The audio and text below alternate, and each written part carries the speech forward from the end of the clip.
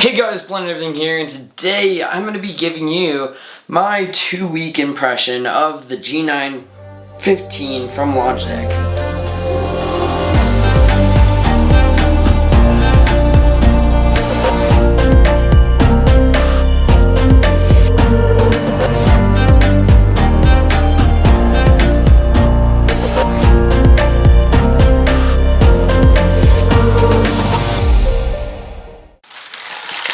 So this is a really nice keyboard. It's also quite expensive.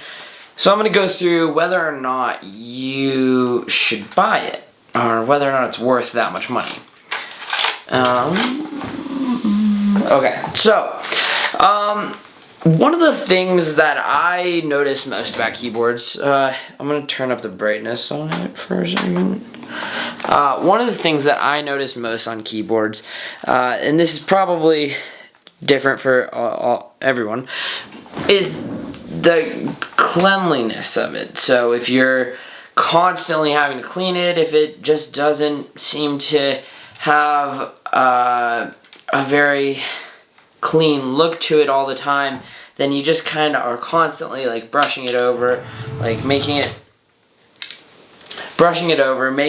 look a lot cleaner and all that. So something I've noticed about this keyboard is that it's naturally a color that doesn't really show dust all that well. I don't really see it unless the studio lights are on and like I'm looking kind of close at it, and the keys themselves don't look like oily, like gross oily, like some of the other MacBook keyboards. Now, I've only used it for 2 weeks, but that said, I've used it a lot in those 2 weeks. So I do have a pretty good idea of what this keyboard is and what it's capable of. So in those 2 weeks, I've had to charge it once, and I never turn it off. Not once. I never ever turned it off, and that is. It's a relief to know that this thing can handle that much time without being charged, because it literally came at like 50% and I've charged it once since I've gotten it, and it is honestly so impressive to like barely ever see it get low on battery. And when it is low on battery, it'll tell you with like some red thing that comes up, and you'll know to charge it, and that night you can plug it in. And it's really useful. Now, for the actual keyboard itself, without the wireless aspect, it's really an interesting layout. So it's extra large in that it's got these G keys, it's got these arrow keys with the home, up, down, all those, and then a number pad over here. And then on top of that, it's also a little bit taller than a normal keyboard. It's got the FN keys, and then it's also got these, which are Logitech custom buttons, which is like modes, and then Bluetooth, light speed, clickiness, something like that. And then over here, this is something I really, really like. Now, this is a dial. It controls your volume, and it does it really well. I know that should sound a little bit weird, but like the amount you turn it is very proportional to the amount of volume that turns up and down, which doesn't sound like a big deal, but if you were using another means of changing the volume, like reallocating a button on here to change the volume, this is just so much better. And for some reason, this keyboard is able to seamlessly switch between Mac and Windows without me having to do basically anything. And I can tell you that because I have Windows loaded up on here, and it still works really well with the volume controls and all that.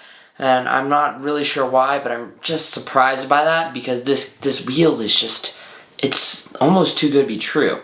And then on top of that, we've got skip forward, play, and skip backwards, and then a mute button on this side. And these are kind of like silicone buttons.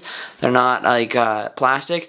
And those are really nice too, in that you don't get a click to him, which is a problem, but you do still know when you've clicked it. Like, I just clicked the pause play one.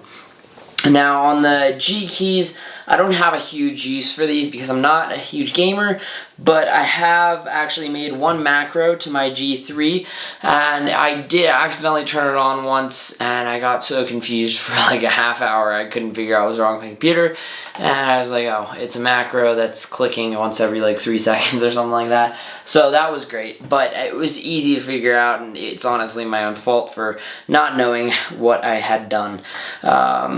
And so in general, there is not anything wrong with this keyboard. I would say even if you don't want to buy a wrist guard or whatever, a like wrist prop up thing, you don't really need one. It's super thin. It's not super light, but it is it's like sturdy feeling, which is a good thing in my opinion. You don't need to prop it up necessarily, but if you do want to, there are 3 different settings of prop, or 2 different settings of prop that you can get on it. I just use the lower one because it's really not necessary to have it way up in the air at the top, and it's been a pretty great keyboard so far. I have had no problems with it, and because I have such a large monitor, sometimes I sit in my moon pod or I sit further back in the room and I just watch a movie or something in my chair. And the ability to bring the keyboard to the other side of the room, although not a big deal, is a nice one.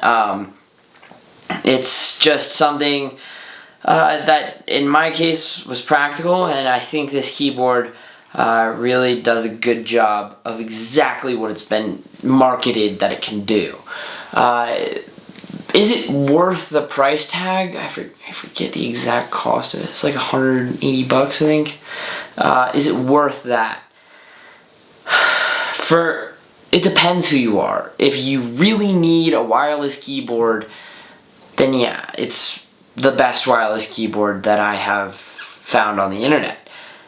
If you don't need a wireless keyboard, then no, you do not want this keyboard. And if you don't need a wireless keyboard, if wirelessness is just not a necessity to you, then you don't need to spend this much money on a keyboard, and you could buy something much less expensive that is wired, because this thing just has a beefy battery that I don't exactly know where it is, but it's here somewhere, I'm sure, because, you know, it works.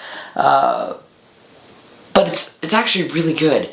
The battery itself, or just the capability of itself to preserve its own battery, is impressive. And for me, it's not necessarily a necessity for me to have a wireless keyboard, but I really did want one, so I found this, and I think it's probably the best wireless keyboard that you could find. Battery-wise, looks-wise, capability-wise, functionality, maybe not size. It is large. It is really big.